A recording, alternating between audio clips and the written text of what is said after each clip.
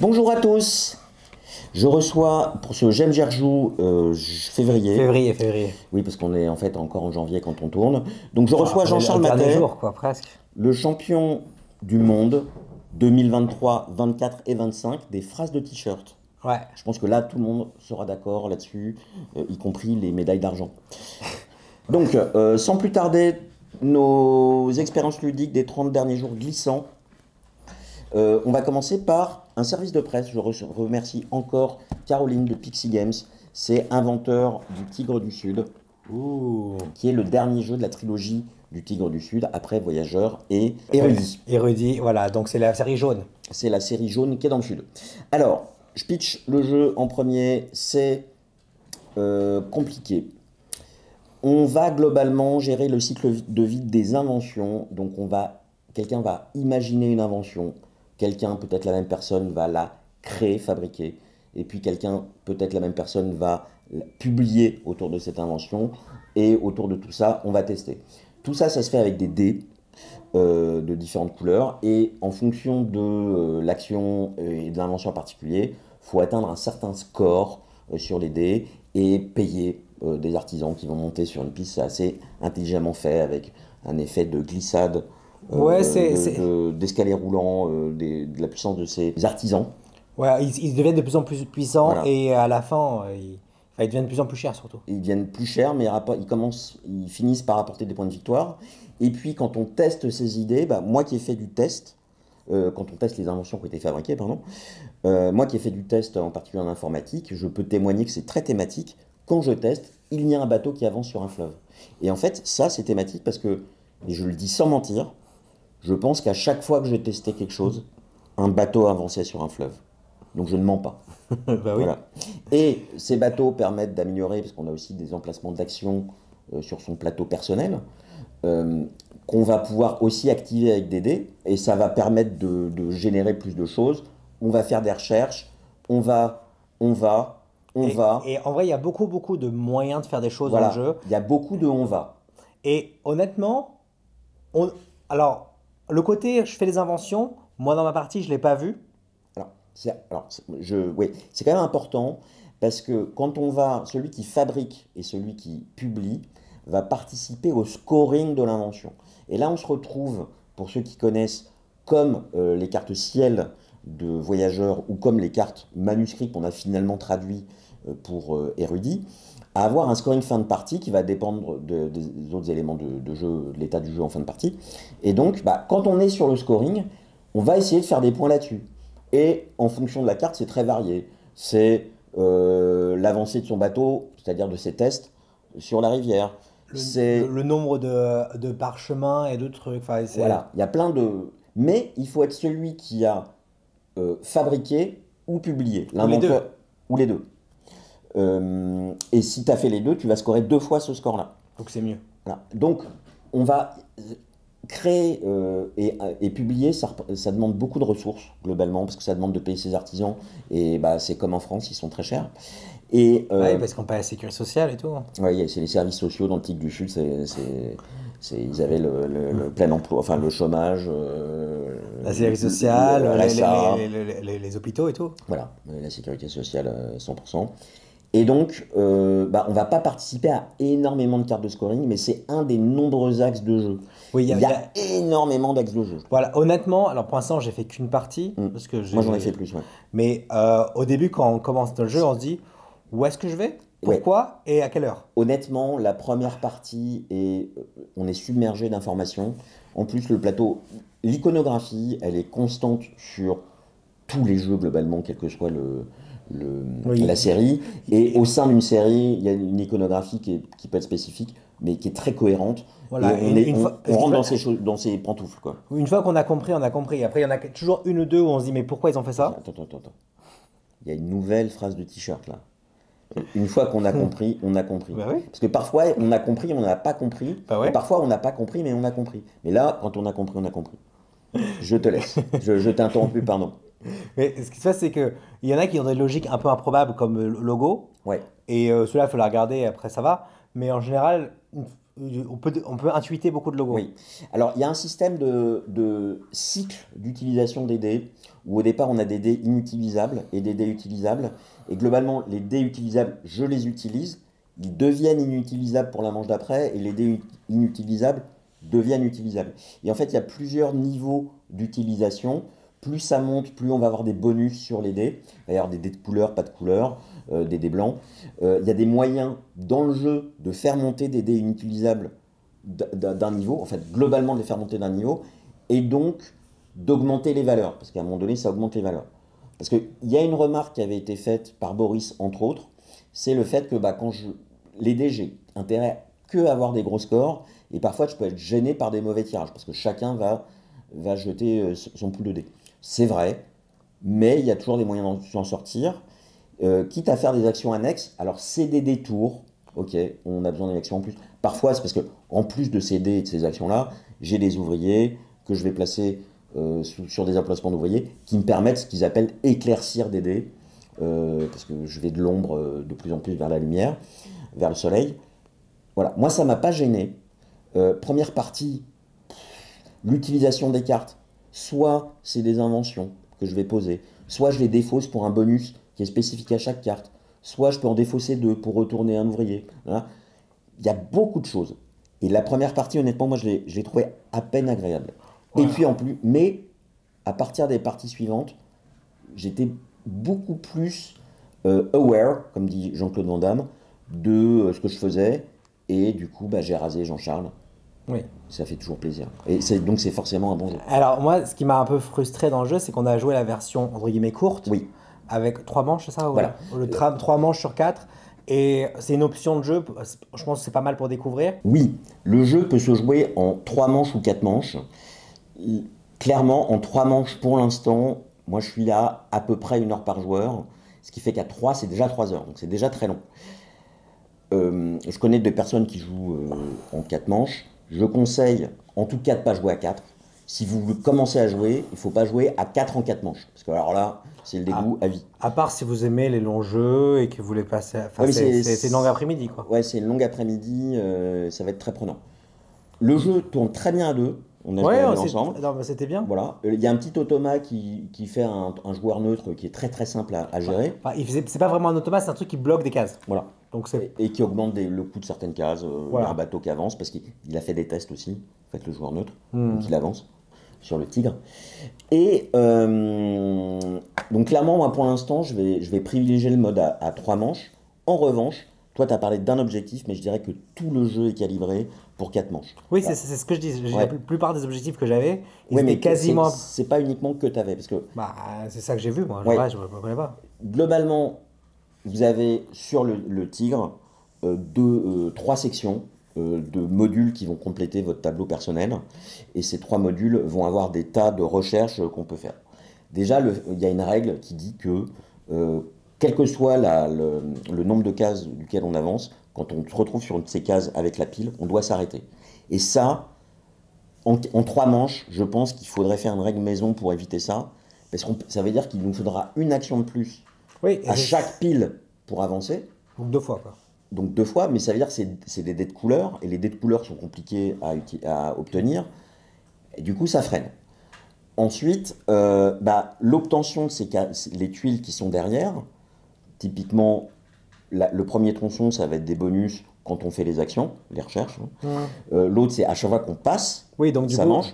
Quand on termine le jeu, on dépasse juste ça, on n'utilisera pas en fait. Moi j'en ai fait 2, j'avais 3 options, j'en ai fait 3 que j'ai pas. Voilà. On rentabilise pas les recherches qu'on fait, donc il y a tout un axe qui est ce fleuve. C'est pour ça que j'ai perdu, parce que moi j'ai joué sur cet axe. C'est pour ça. Qui est beaucoup moins valorisé à 3 joueurs, à 3 manches, pardon. Donc c'est pour ça que moi, si j'ai envie d'y rejouer, j'aimerais bien jouer à 4 pour pouvoir expérimenter le jeu. Oui, ou alors on fait cette règle maison qui dit on continue, on s'arrête pas sur l'état de carte. Ça changera rien. Bah si, parce que t'es au bord, t'avances de 3, tu continues, tu profites des tuiles. Moi j'aimerais bien essayer en 4 manches. Parce que c'est ça qui pour moi fait que certains... Moi je dis les 3 cartes d'objectifs ne faisaient que je pouvais pas les jouer. Oui, ça veut dire, mais c'est uniquement l'axe qui sont les cartes de scoring des inventions. T'as plein de points ailleurs. Oui.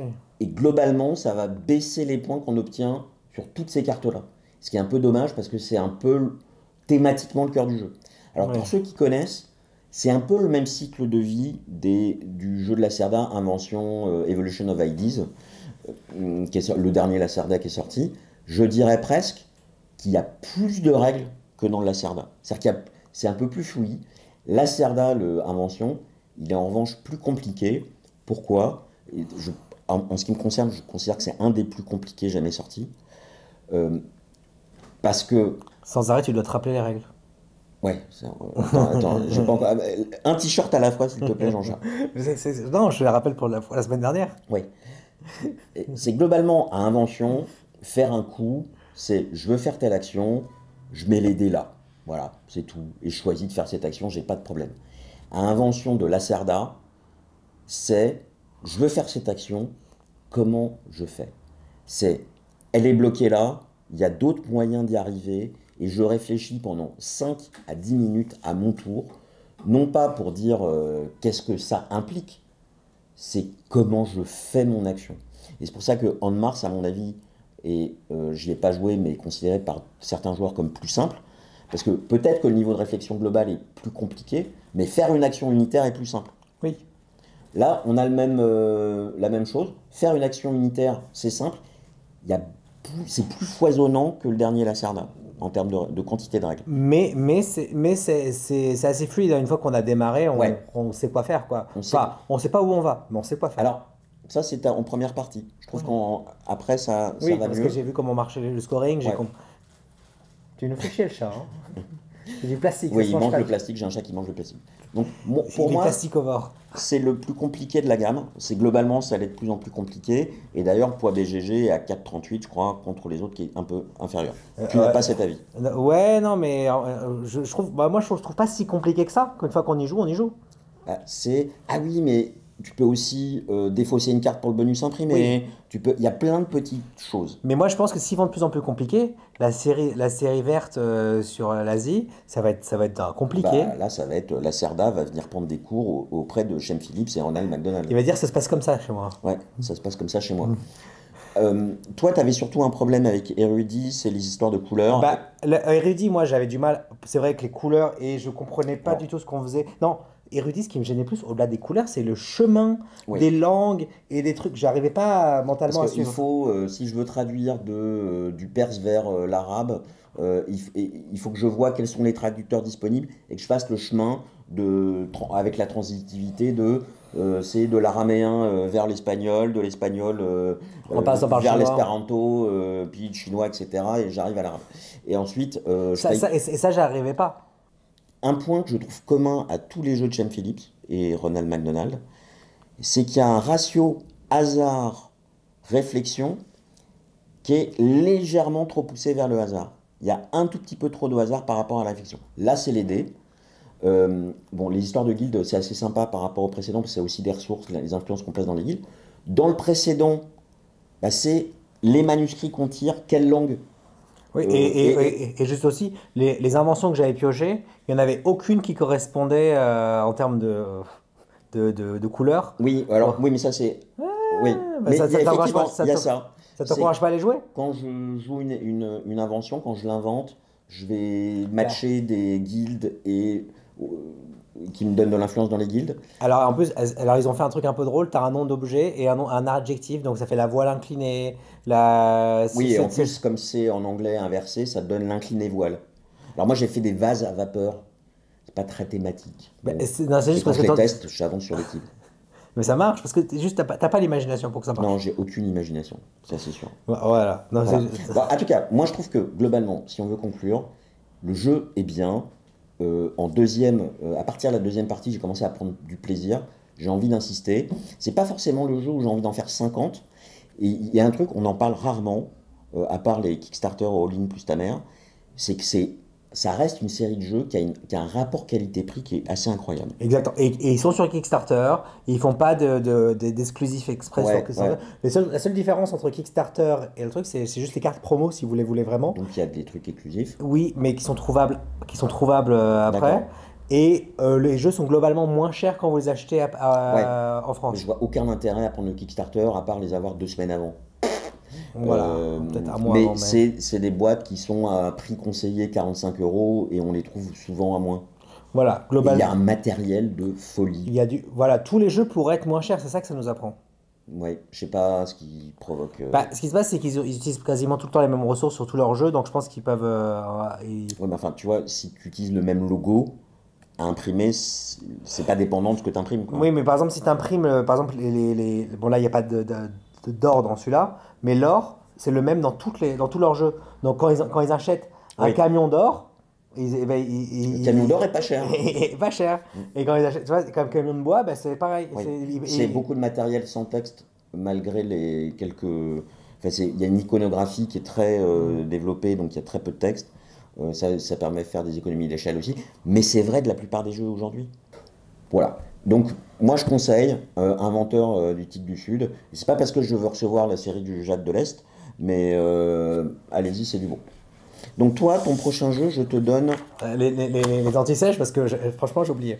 Alors, le prochain jeu, on n'a pas la boîte, parce que j'ai pas le jeu personnellement. J'ai essayé de l'acheter, mais c'était il y a 3 minutes, et donc j'ai pas eu le temps de me faire livrer. C'est pour dire que je l'ai convaincu, il a vu le nom du jeu, Ouais, il voulait c'est l'acheter. un deck building, donc je suis Alors, bon client. ça s'appelle Mistborn The Deck Building. Alors, c'est un jeu de cartes qui est basé sur, sur des livres de Brandon Sanderson.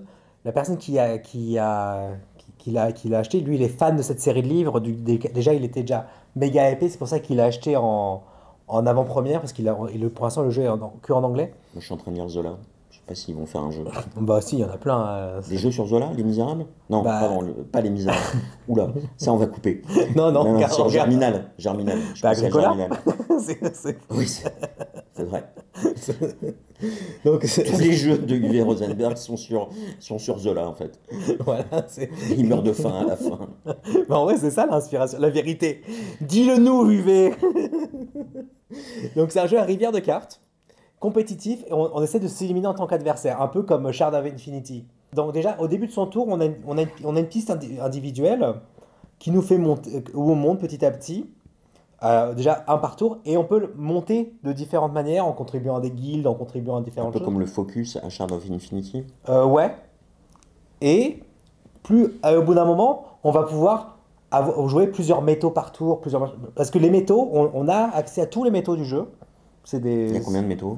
8. Donc potentiellement, on pourrait jouer 8 cartes, mais on peut pas jouer 8 cartes parce qu'au début, on peut jouer qu'un métaux par tour. Donc sur nos cartes, il y a marqué pour l'activer, il faut utiliser tel métaux. Donc on peut pas utiliser toutefois Tel métaux, d'accord. le métaux fer, Métal. métal. Oui, je parle de la France. Et donc on va donc on va jouer comme ça. Donc On coûte pas non plus, hein. ah non, mais moi j'ai aucun problème. Moi j'assume mes erreurs, moi. Et donc et du coup, ça c'est intéressant. Mais ce qui est intéressant, c'est que quand on va faire des dégâts, moi si je vais attaquer celui qui a la cible. Alors juste quand même, le coup de je peux utiliser de plus en plus de métaux par tour, donc j'ai des tours de plus en plus puissants, ça rappelle les TCG type Magic en fait. Où Oui, je vais poser de la mana ou Star Wars Unlimited ou l'Orcana, et finalement bah, en fin de partie je vais pouvoir faire beaucoup plus d'actions qu'en début de partie. exactement. Mais en même temps, ce qui est bien, c'est qu'au début du jeu, on n'a pas beaucoup de mana, mais au début, on achète des cartes. Donc, du coup, ça va Ouais. bien avec le flow du jeu. Et là, ils ont fait un truc. Donc, j'attaque celui qui a la cible. Mm. Maintenant, celui qui a la cible, il peut soit décider de garder la cible ou de la donner à qui il veut. Maintenant, s'il garde la cible, il a l'effet un peu King of Tokyo ou Puzzle Strike 2. On a une super vidéo sur Puzzle Strike On 2. était au début, on avait des cheveux à ce On moment-là. avait des cheveux, on était très mignonnes. Et quand on attaque, on attaque tous les joueurs. Par exemple, si on a dans ces cartes, on voit qu'on va pas pouvoir attaquer, on refile le truc à qui veut. Mais par exemple, moi j'avais un tour où j'avais À 11. qui veut? C'est toi qui choisis. C'est moi qui choisis. L'autre n'a pas le choix que de À qui je veux, l'accepter. à qui je veux alors. Non, non, ce que je veux dire, Oui, c'est si oui. tu me dis, Joël, tu prends la cible, je ne peux pas refuser. Tu peux pas refuser. Et là, j'avais un tour où je pouvais faire 11 points de dégâts en un tour, avec plein de combos et ça.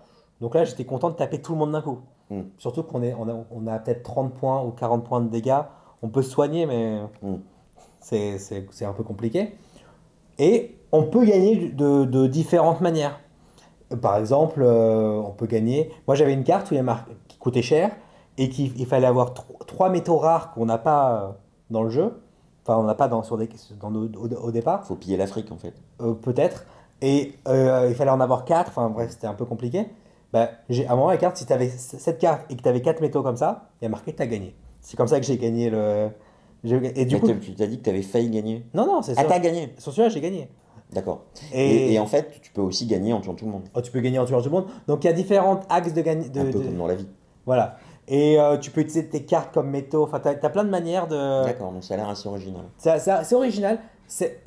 Enfin, on peut utiliser les cartes pour leur effet directement comme dans. Au lieu de les acheter, on les brûle du Oui, marché. d'accord. Quoi. Comme les mercenaires dans Shard of Infinity. Exactement le mot que je cherchais. Donc, il y a des trucs qui reviennent. On est assez. Si on a fait quelques deck building, on est en terrain conquis. Oui, On n'est pas perdu en. connu même. Oui, aussi. Mais franchement, c'est assez agréable l'histoire de tuer tout le monde. Oui, alors ça veut dire que contrairement à Shard, c'est plutôt un jeu qui sera valorisé à plus que 2 joueurs. Exactement. Oui. Il faut mieux être 3-4, quoi. Exactement. Ross et Ashley, ceux qui ont le jeu, ils jouent souvent en couple. Ils étaient contents d'avoir un troisième joueur pour le tester Ouais. à trois. Et du Pour coup, pouvoir taper sur quelqu'un d'autre de temps en temps. ils trouvaient que le jeu était mieux. Oui, c'est sûr. Non, C'est sûr. mais entre la théorie et la pratique, des fois, Tu sais quelle est la différence entre la théorie et la pratique? le faire? Non. Non, tu vois? Bah, en théorie, il n'y en a pas, mais en pratique, si. Ah, d'accord. Donc moi, c'est à nouveau un service presse. Je remercie Auguste. Attends, faut changer la voix. Bah oui. Putain, il y a les micros, il y a le téléphone et tout. On livre toutes les colis, là.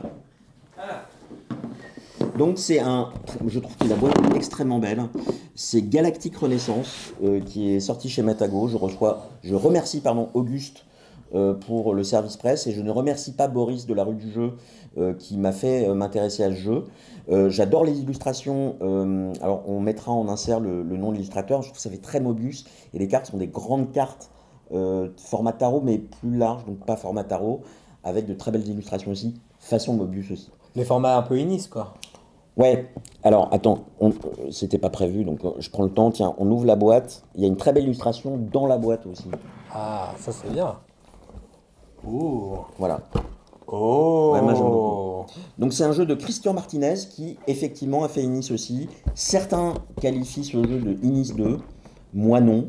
Et c'est pour ça que je vais reparler tout de suite de Dwellings of Eldervale parce que ça vous avait manqué depuis la dernière vidéo. Ah, il va encore parler d'un autre jeu pendant une demi-heure. Alors pas pendant une heure, mais je constate qu'on est à la période des V2. Il y avait, comment ça s'appelle, Zango 2, réédition en fait. Pax Pamir seconde édition, John Company seconde édition. Oui, mais alors, non. Là, globalement, À chaque fois que je j'avais... dis quelque chose, il dit non. Hein. Bah, par défaut, puis ensuite je réfléchis.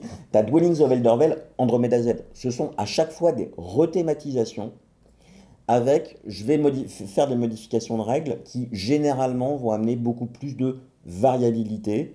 Alors, ce qui ne veut pas dire rejouabilité, mais il y a un setup qui est beaucoup plus variable et qui donne parfois, à tort ou à raison, une illusion de meilleure rejouabilité. Ou une impression. Oui, une impression. C'est ce qu'on pourrait penser de Galactic Renaissance par rapport à Inis, mais je trouve qu'il a vraiment sa personnalité à lui. Alors, je vais commencer par parler d'Inis, parce qu'on dit que c'est la V2 d'Inis. Inis, c'est un jeu de contrôle de territoire où on va... Je continue. Non, mais tu m'as reproché de ne pas annoncer mon plan la fois non, mais je suis précédente. d'accord. Non, mais J'annonce mon plan. Non, mais ce qui se passe, c'est à chaque fois qu'on fait une vidéo, il dit ouais, faut qu'on fasse plus court, genre de truc. Et c'est lui qui parle toujours d'un autre Mais jeu. parce que tu m'interromps. Voilà, c'est pour ça. Tout le temps, il m'interrompt. Tout le temps. Donc, Inis, c'est un jeu où il va y avoir une notion de prise de contrôle de territoire, où on va drafter des cartes au début, et on va toujours avoir les mêmes cartes qu'on draft, et ensuite, on va jouer ces cartes, on fait des actions, et il y a 3 conditions de victoire dans le jeu, qui, quelle que soit la partie, sont les mêmes. Globalement, quand je remplis une de ces conditions de victoire, je vais dire, au début du tour, je prétends à la victoire. Et si cette condition de victoire est toujours respectée au début de la manche suivante, dans ces cas-là, j'ai gagné. Mais ce qui veut dire que pendant cette manche-là, bah, tout le monde va me tomber dessus pour essayer d'invalider mes conditions de victoire. Moi, personnellement, la dernière fois que j'ai joué à Nice, pendant 2h30, on était à la fin. Voilà. C'est vraiment. C'est potentiellement le défaut de ce genre de jeu, c'est que comme tout le monde nous tombe dessus, bah, en fait, ça peut repousser indéfiniment. Ici, Déjà, c'est pas un draft de cartes, c'est on a chacun son tas de cartes, et ensuite il va falloir faire un certain nombre de points. Donc du coup, c'est pas le même jeu. C'est pas tout à fait le même jeu. Il y a Mais des mécanismes communs de quand je prends des contrôles de territoire, je vais avoir un bonus qui est lié au territoire. Ok. ouais. Va y avoir, je vais construire plusieurs types de structures qui se rapprochent des structures celtes, parce que c'est à l'époque celtique Nice. Mais là, ça n'a rien à voir, c'est galactique. Donc déjà, ça n'a rien à voir. Donc ça veut dire que c'est dans la galaxie a priori. Voilà, c'est dans la galaxie et c'est une renaissance. Ah, Parce qu'en fait, comme on a... Pax Renaissance. Ouais, c'est un peu ça. Parce qu'on est en temps de paix, on va influencer des planètes, ça va provoquer des instabilités sur les planètes en développant le commerce. Parce que tu vois, quand je construis un casino quelque part, ça provoque de l'instabilité. Voilà. Et globalement, quand je joue une action, je joue une carte. Je peux éventuellement, si j'ai un symbole particulier sur l'action, rejouer, c'est-à-dire je rejoue une carte. Et ensuite, toutes mes cartes, dans l'ordre inverse de jeu, hop, je retourne et je mets sous la défausse. Et en fait, on va devoir se constituer un ordre précis de jeu dans son propre... Ah, comme dans Ion's End. Bah, comme dans Ion's End. Tu as raison, Jean-Charles. Ah putain, c'est la première fois en 3 ans de vidéo qu'il dit que j'ai raison. Bah, c'est suffisamment rare pour que je puisse l'admettre. Et on va essayer de... C'est là dans les commentaires qui disent que c'est pas ça. On va se créer son petit moteur personnel et on va révéler il y a des cartes, on va piocher 2 cartes de scoring au départ, puis dès que quelqu'un dépasse un certain seuil de points, on en révèle une 3e, et en fait ça va permuter au fur et à mesure de la partie. D'accord. Okay. Il y a une de ces cartes qui permettent de scorer ces points. Mais généralement les scores de points, c'est pas des positions de force sur une planète, on va avoir 2 éléments sur une planète, ce qui ne nous permet pas d'avoir la majorité, par exemple. Donc on va essayer de disséminer son influence pour scorer les cartes comme ça. Et quand le but, c'est d'arriver à 30 points, et ça déclenche une fin de partie immédiate. Par contre, si à la fin, tu es comme route, alors. Comme route, sauf que, pas comme route, quand tu es entre 20 et 30 points, à la fin de ton tour, tu reviens à 20. Donc ça veut dire qu'il faut faire un gros tour à minimum 10 pour clore la partie. D'accord. Et en fait, bah, le jeu, je trouve qu'il fonctionne très bien. Dans mon groupe, on a fait plusieurs parties. Il est, je trouve, extrêmement fluide. C'est très simple. C'est pas du tout de l'expert. C'est une complicité de 2 points quelque chose. Ça s'explique très bien. Je trouve que le matériel de jeu est très chouette. Nous, on a enchaîné quelques parties. C'est fluide. Et justement, cette mécanique de jeu en 30 points fait que c'est 1 heure, une partie. Ça peut aller très très vite. Donc ça n'a rien à voir avec Inis. Donc ça n'a... Ouais, moi je le... Non, mais ce qui se passe, c'est que... Moi, j'y ai pas joué à celui-là parce qu'il m'a pas invité. Bah, tu pouvais pas. Oui, bon, enfin, bref, c'est toujours des excuses. Mais ce qui se passe, c'est que moi, concrètement, je pense que c'est comme ce jeu-là et Inis, c'est comme si d'avoir, je sais pas moi, Projet Gaïa et... je sais pas, un autre Terra Mystica. Alors même, c'est encore plus éloigné. Ouais. Non, mais même encore plus éloigné. Ouais. Comment il s'appelle le jeu avec les contrats en Écosse là Clans of Caledonia. C'est des jeux tu vois, qui sont proches mais qui sont loin. Quoi. Oui, ou je dirais même en Shards of Infinity et Dominion. C'est-à-dire que va y avoir des mécaniques de deck building, mais malgré tout, c'est pas du tout le même la même sensation de jeu. Alors moi, j'avais pas fait le Kickstarter, puisque encore une fois, merci Auguste, c'était un service presse. Bah, j'ai récupéré tous les add-ons, j'ai acheté tous les add-ons sur des boutiques en ligne, donc c'est normalement Boris, j'attends ton remboursement. Donc d'ailleurs, il y a des coffees, hein, si tu veux faire un remboursement, tu l'as déjà fait une fois, et on en attend d'autres. Oui, mais il attend les tiens aussi. Si tu veux. Non, mais ça tu l'as fait pour la chaîne. Voilà, moi c'est un jeu clairement qui reste dans ma ludothèque et c'est suffisamment. Moi j'ai Inis aussi, c'est suffisamment différent pour que les deux coexistent. Ouais, c'est ça que ce que je disais. Ouais. Donc pour moi réussite, plutôt feeling deck building. Donc chacun a son tas de cartes et on va aller. Et t'achètes des cartes? Oui, parce que tu as des cartes, chacun a 7 cartes, on va avoir des cartes émissaires qui ont des pouvoirs plus femelles, et tu as des cartes qui te permettent de récupérer des cartes émissaires. Et en rivière ou en... Alors, c'est au hasard.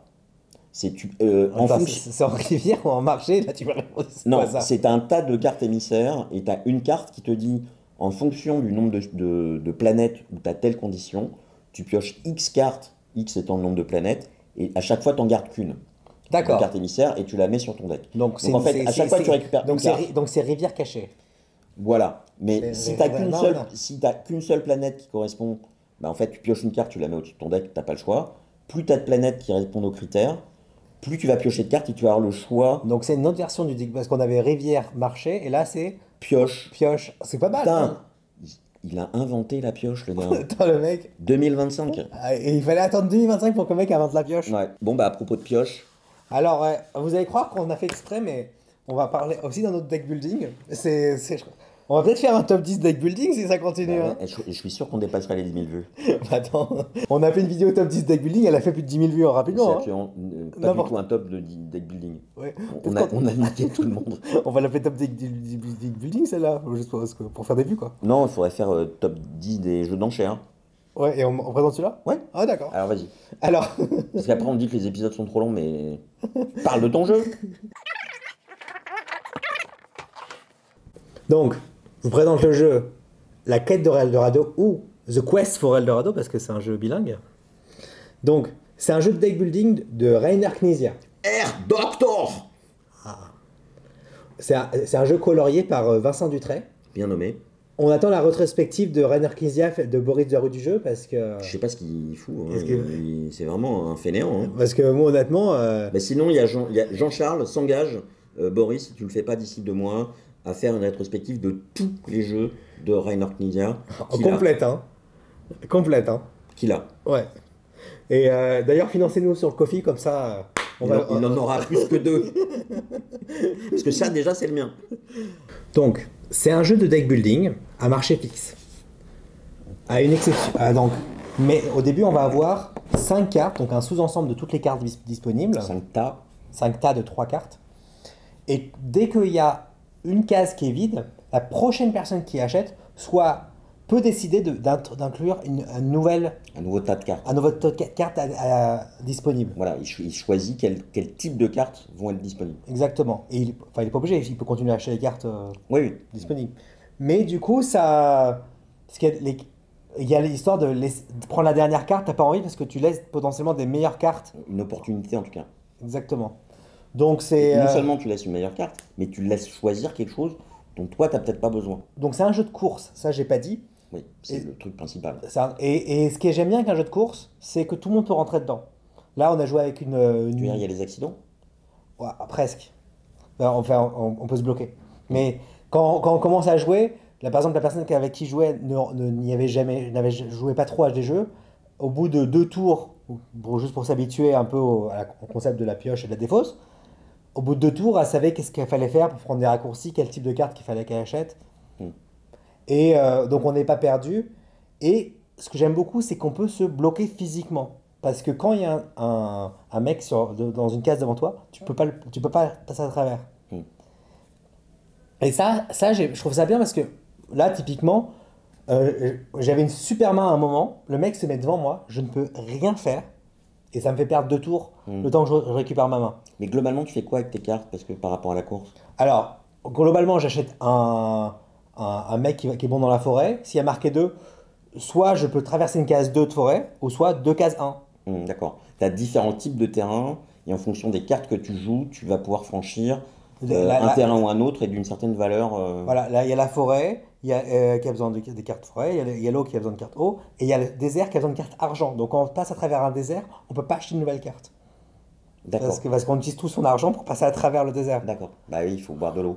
Voilà, donc globalement c'est ça qu'on fait. Après on a des cartes qui ont des pouvoirs, genre je peux rentrer dans n'importe quelle case sans critères ou... Non, mais moi j'avais fait une partie et j'avais trouvé ça extrêmement plaisant. Et en particulier, je trouve que c'est pas évident de rater un jeu de course. Dans le sens où il y a toujours.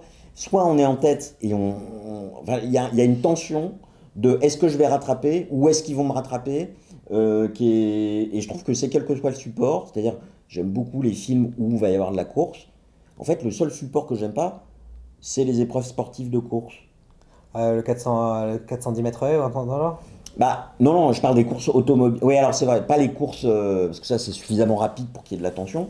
Mais le Formule 1, le truc. Voilà, parce que en fait, quand tu prends le navet là, avec Tom Cruise, Days of Thunder, Le Jour de Tonnerre. Un très bon film. Oui, c'est vrai, il y a Nicole Kidman. Bah, t'es dedans, mais c'est la manière de filmer, c'est la manière de monter, c'est découpé, t'as les images, etc.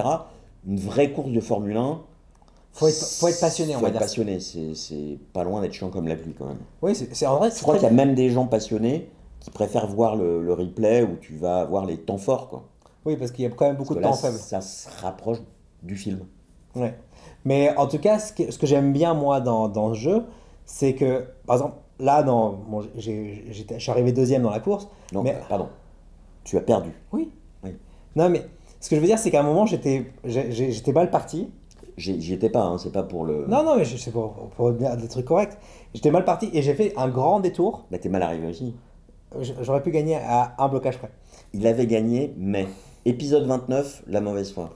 Et ce qui est bien, c'est que j'ai pris j'avais pris un deck qui me permettait de faire des longs chemins, mais Toujours la stratégie. Ça, c'est de la stratégie gagnante. mais j'allais vachement plus vite sur les longs chemins que sur les chemins courts. Ah. Parce que c'est... En fait, t'es The Flash, il te faut des lignes droites pour aller très vite. Exactement. Le Flash qui arrête Il dérape en virage. Bon, en tout cas, franchement, je vous ai, c'est bon, hein, ça coûte pas cher. Oui, et Knizia, finalement, il a pas fait que des bons jeux, mais ça fait partie de ses bons jeux. Bah, ce qui se passe, c'est un vieux jeu, il est pas récent. Hein. Ouais, ce qui se passe, c'est qu'en gros, il fait 800 jeux, il teste les 800 méthodes, les 800 méthodes de faire un truc, et sur les 800, il y en a... Il a testé les 800 méthodes de faire des enchères, déjà. Oui. Et ensuite, il a fait d'autres jeux. Oui, non, mais après, il a fait les deck building, après, il a fait les roll and write, il a fait... Ouais. La pause ouvrier. Je crois qu'il travaille sur Puissance 4, le roll and write. 2 joueurs. Ouais, duel. Duel. Non, je vais pas arriver à cacher le téléphone ni les micros. Le prochain jeu, c'est un jeu de cartes en duel, donc un peu comme Puissance 4, par Mathieu Berry de la chaîne On Joue Tu et Alex Fortino. Je ne sais pas s'il a fait une chaîne. Donc c'est publié chez Merle Éditions. Donc c'est un deck building parce qu'on fait que des deck building. Alors non, mais c'est un jeu de cartes. Ah, donc ça va. Donc j'ai acheté en fin d'année après avoir lu le top de Yoel, et donc Yoel me doit aussi le prix de ce jeu. Donc le coffee, hein, toujours. Hein. Voilà, c'est un petit jeu dans une petite boîte, temps de partie très courte. Et 25 minutes. Mais non, beaucoup moins. Bah, c'est le temps qu'on a mis. Hein. Oui, mais parce que c'était ta première partie. On y a joué juste avant pour que il ait une expérience de jeu. Justement parce que je lui ai dit, bah, c'est 10 minutes. Toi, t'as dit, bah, autant jouer avant qu'après. Et comme ça, on peut en parler. Mais avec l'explication de règles et tout. Hein. Ouais. Donc, globalement, on va avoir 5 tas de cartes. 6 cartes par tas, une carte face visible au sommet. Et on va commencer, on va avoir 5 montagnes en vis-à-vis. Et une main de cartes qui est composée de 3 montagnes et puis 2 cartes qu'on aura draftées. À son tour, on pioche. Alors, il y a plusieurs choix, mais le tour d'action principal, c'est je prends une carte d'un tas et soit je le mets dans ma main en vis-à-vis, on ne trie pas les cartes de sa main et je défausse la carte que ça remplace, soit je fais pareil sur le tas de cartes posées. Ensuite, à la fin du jeu, même si les règles sont très compliquées, c'est pas d'expliquer tout. Je vais abattre ma main en vis-à-vis des cartes et en fait chaque carte va scorer différemment avec les geishas, il faut qu'elles soient au centre, les intendants ils doivent être autour des geishas, enfin ils gagnent des points en fonction de leur position. Il y a certaines cartes, il faut qu'elles soient dans la deuxième ligne, c'est-à-dire dans ma main au départ avant que je pose. Ouais, en gros c'est juste une question c'est un jeu de positionnement. Positionnement. Alors le fait de dire je remplace une carte par une carte d'un tas par quelque chose, et il y a des cartes qui scorent différemment, ça rappelle énormément Fantasy Realms et Marvel Remix, et je suis pas hyper fan de Fantasy Realms, et j'aime un peu plus Marvel Remix, mais j'ai pas une passion. Mais pourtant j'aime bien Naishi. Mais Marvel Remix, de toute façon, de toute manière, c'est bien quand tu joues à 2 ou 3. Oui. Et quand tu joues plus que ça, c'est pas bon. Donc Naishi, c'est bien quand tu joues à 2, parce qu'après, c'est un de trop, en fait. Et alors, qu'est-ce qui fait le sel du jeu qu'il n'y a pas dans les autres? C'est qu'en fait, vous avez un petit plateau joueur, vous avez 2 pions par joueur, où vous allez pouvoir, quand vous récupérez une carte, jouer une action avant ou après qui permet de défausser 2 cartes de pioche, et puis on retourne les suivantes. J'échange 2 cartes, soit de ma rivière posée, soit de ma main, et vous avez une action où vous perdez votre jeton, mais vous allez échanger vos cartes. Donc ça, c'est quand on récupère une carte, et je peux aussi choisir de passer mon tour et de récupérer tous les jetons que j'ai posés, sauf celui de l'action unique qui permet d'échanger une carte avec mon adversaire. Et en fait, il y a une vraie question de timing de jeu de ces choses-là, parce que quand je joue cette action-là, même de reprendre, on peut se dire, je perds mon tour, mais parfois, il n'y a rien qui m'intéresse dans les pioches, donc ça me permet de jouer la montre, jouer l'attente. Faire le tempo. Voilà, en disant, lui, il va peut-être prendre une carte, et puis révéler une carte qui, moi, m'intéresse. Et il y a cette action unique pour toute la partie, quel que soit le nombre de joueurs, c'est-à-dire 2 ou un seul joueur va le jouer, qui est de dire j'échange avec l'autre joueur une carte, soit des cartes posées vers la même position carte posée, soit de main en main. Donc en fait, il faut aussi mémoriser où est-ce que l'autre, typiquement tu as 2 cartes rouges, les portes rouges. Si toi t'en récupères une troisième dans ta main, je vais bien repérer où elle est, paf, je vais la choper et je vais la défausser derrière pour pas avoir des points négatifs. Ouais. Et il y a une notion de timing de si je joue trop tôt cette action unique, je perds un pion parce qu'il va être bloqué, je vais en avoir plus qu'un au lieu de 2. Donc mes actions d'échange, quand je récupère des cartes, j'en aurai moins, etc. Soit je joue trop tard et mon adversaire peut le jouer à ma place. Et dans ces cas-là, je ne pourrais pas jouer de la partie. Exactement. Et je trouve ça, du coup, ça amène beaucoup de finesse, en fait. Ouais, non, mais ce qui se passe, c'est au début, je me dis, je vais jamais le faire. Et à un moment, je l'ai joué. Et si, il faut le faire. Non, je l'ai fait et j'avais mal calculé ce que tu avais dans ta main. Je pensais que tu avais autre chose à ce moment-là. Et tout est... Sinon, le jeu est pas mal, mais ça fait vraiment le kick qui le rend bien. C'est fait ça rend pas en solitaire. Oui. Parce que sinon, c'est un jeu solitaire. D'ailleurs, moi, je pense qu'ils ont fait une erreur dans le nom. Ils auraient dû l'appeler Naishi Duo, mais pour bien dire aux gens que c'est un jeu duo. Parce que maintenant, dans tous les jeux s'appellent duo. Attends, t'imagines Puissance 4, l'erreur qu'ils ont fait? Tout le monde va croire que c'est un jeu à 4. C'est pour ça que ça se vend pas. Ouais. Et moi, Mastermind. Mastermind Duo. Voilà. Ouais. Non, mais ils ont bien fait Azul Duo. Oui, mais et puis non, je comprends. Je recrute un nouveau partenaire pour l'émission. Ça fait quand même 3 fois que tu me vires. Hein. Mais dans les commentaires, les gens me réclament. En tout cas, bon, voilà. Moi qui vais à l'hôpital bientôt, je vais l'emmener parce qu'en plus ça tient sur la tablette. Ça tient sur la table, ouais. Et c'est tout petit, c'est léger, c'est rapide, très bien. Si vous avez des jeux à conseiller à Joël, alors je pense pas qu'il sera nommé, qu'il gagnera le Diamant d'Or cette année. Moi je pense qu'ils devraient, parce que moi ça c'est un jeu qui est taillé pour durer. Ouais, et où on peut développer une expertise. Exactement. Mais je pense que c'est quand même Sankoré qui va gagner ou Shackleton Base. On verra. Alors quand même, parce qu'on a eu des commentaires dans la vidéo précédente, quand on annonce nos pronostics, on a généralement déjà les nominés. Donc en fait, c'est pas des erreurs de pronostic, c'est des blagues. Non, faut jamais préciser qu'on fait des blagues. Parce que déjà rien que de dire ça, je trouve ça pas drôle. Mais moi, je suis pas drôle, et d'ailleurs, quand je me marre, en fait, j'ai des courbatures le lendemain aux mâchoires. C'est d'ailleurs pour ça qu'il va à l'hôpital. Oui, c'est reconstruction des maxillaires. Voilà. Alors, on va parler de nos piles respectives. L'update du calendrier de l'Avent. Non, du calendrier de l'Avent. Alors, je l'ai ramené parce que je me suis dit que ça serait cool. Alors, j'ai fini janvier. Et alors, j'ai fait 26 points. Alors, c'est pas... Au début, je pensais que ce serait plus facile que ça. Mais il y a des... Lancer des dés, ça demande une certaine expertise. C'est pareil, je pense que Diamant d'Or 2025. Non, mais entre choisir... et renoncer. Et renoncer, et se dire, je vais tuer le gros monstre parce que ça rapporte plus de points. Enfin, bref, c'est... Non, mais il y a des choix. Je pense que le mois de février, je ferai mieux. Donc 26 points, vous me direz si vous avez fait mieux. De toute façon, j'ai pas l'impression que ça vous intéresse parce que vous en avez pas parlé dans les commentaires. Il était tout triste. Hein. Ouais, je voulais même pas répondre. Il était là, personne m'a répondu. Et comment je vais compter ça? Voilà, Joël, tu m'invites plus, personne me répond, je vais arrêter de jouer, je revends tous mes Knizia. Alors voilà, donc juste pour le mois de février. Alors il y a un truc intéressant, j'ai pas encore commencé, mais on n'a que 2 jours pour le mois de février, pour la première semaine. Et du coup, non mais pour faire 3 fois 3, ça peut être compliqué. Et faut bien secouer les dés, il faut les recharger la nuit. Exactement. Et il y a alors la petite règle qui se rajoute cette fois-ci, donc c'est les triangles rouges. Pour les vaincre, il faut que tous les dés ne correspondent pas à ce chiffre-là. Donc il ne faut pas avoir de 1. Aucun dé ne correspond à ce chiffre. Là, pas de 1, pas de 5. Voilà. Donc ça, c'est ce que ça rajoute.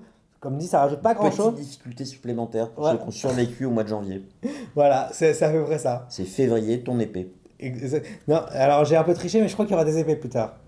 Mais ça, spoiler. Et un petit truc, j'ai pas ramené le petit héros, Mettez une pièce de 2 centimes pour l'aimant, ça tient vachement parce mieux. que le héros sert à quoi? Bah, à tenir le jour, de dire dans quel jour t'es. Si tu déplaces Parce que sinon, tu es obligé de regarder ton téléphone pour savoir quel jour on est, pour ensuite regarder le calendrier. C'est vrai que c'est pas terrible. Donc là, t'as un petit héros qui se déplace. Mais c'est sympa, ce lit. Voilà. Et en plus, Joël, c'est pour ça que j'ai eu du mal à gagner. J'avais oublié de lui filer la piste AD. J'ai une piste AD. Attends. Et là, je pense qu'avec ça, avec cette piste AD, je pense que le mois de février, je vais cartonner. Alors moi, update de la pile de la honte. Donc j'avais beaucoup augmenté en fin d'année dernière, puisque j'étais remonté au-dessus des 20%. Ouais, et il avait pris 2% de gras. J'avais pris 2%. Je suis redescendu, là je suis à 18,77. Ah. Ça dit à la deuxième décimale. Donc du coup, tu as une perte. Ouais, parce que là, en plus, quand je vais à l'hôpital, je me dis mince, je sais pas combien de temps je vais y rester, il faut que je le dépile je dépile sec, quoi. Ouais. Donc, bah, justement, Galactic Renaissance, j'ai joué à Inventeur, j'ai. Naishi. Cette semaine, je vais jouer à Joyride ou à 51e état. Voilà. Donc, j'essaye de dépiler 2 jeux par semaine en plus des jeux auxquels je joue. D'accord. Voilà. Mais pour l'instant, c'est du défrichage qui est juste, bah, ça je garde pas. Je suis vraiment en mode. Et aussi, j'ai vu que, parce que je suis sur Ocaseo, tu t'es mis à vendre aussi des jeux que tu t'es dit finalement, cela c'est pas c'est le jeu. Oui, c'est toujours Boris qui avait eu une expression qui était assez juste. Il disait le jeu a passé son momentum. Oui. Il y a vraiment, bah, c'est le principe de la hype en fait. Mais tu as très envie d'un jeu, tu vas l'acheter, et il se trouve qu'au moment où tu vas le dépiler, tu en as peut-être moins envie. Et il se trouve que moi j'ai affiné mes goûts, puisque il y a un jeu que je revends. J'avais joué à des jeux similaires et qui m'avaient moyennement plu au final. Et du coup, je me dis, bon, bah, c'est même pas la peine de l'essayer, je le revends. Et voilà quoi. Ouais, non, mais t'as raison. T'affines tes goûts en fait. Moi, comme je suis très jeune, j'ai pas beaucoup de connaissances de moi-même ni de personnalité. Et je me fie un peu trop d'influenceurs et au goût des autres. Mais après aussi, des fois, tu testes des jeux qui sont pas du tout dans ton truc. Et du coup, tu te fais ah waouh! Et du coup, ça t'affine tes goûts aussi. J'ai fait cette semaine une partie de Dungeon Degenerates avec Jean-Michel Fatgame. Je n'ai pas été invité. Jean-Michel Grosjeu. J'avais vu ton calendrier pareil sur Ocaseo et tu n'étais pas disponible. Mon calendrier est disponible sur Voilà, il est sur Ocaseo, il publie tout. Et c'est un jeu qui est extrêmement clivant graphiquement. Moi, je trouve qu'il est joli. Bah, en fait, voilà, c'est soit on trouve qu'il est beau, soit on trouve qu'il est à vomir. Mais vraiment à vomir. Et c'est vrai que moi, la règle, je suis content qu'on me l'ait expliqué parce que dire du jaune sur violet, c'est violent. C'est un concept. C'est un concept. Donc en tout cas, moi, ce que j'apprécie, c'est le fait qu'il y ait un design extrêmement tranché. Un choix. Un parti pris. Ouais, moi, je préfère les gens qui prennent des choix, même s'ils sont pas bons, plutôt que des gens qui Non, mais plutôt que de faire des trucs originaux. Ils ont poussé le curseur au fond de la piste. Ouais, non, plutôt que de faire toujours à peu près la même chose, du recyclé et tout ça, de dire ah tiens, je prends ça et ça, et je sais que ça, je vais pas cliver. Bah là, c'est clivant. Non, mais je préfère ça. Et au sens propre comme figuré, parce que les monstres ils clivent au sens anglais. Hein, voilà, et ben écoutez, on en a terminé. Au revoir. On vous dit au revoir. Ça, c'est des pointeurs achetés sur les conseils des ludopathes podnogophiles. Ouais. Et pour quelqu'un qui a des petits bras comme moi, ça m'a changé ma vie parce que je peux dire. C'est à toi de jouer. Oui. Et il se sert constamment de son râteau. Oui, alors j'ai complété avec un râteau pour pouvoir récupérer mes pions. Parce qu'avec ça, c'est pas pratique. Voilà, c'est à peu près assorti, ça marche bien. Voilà. Bon bah. Okay, bye.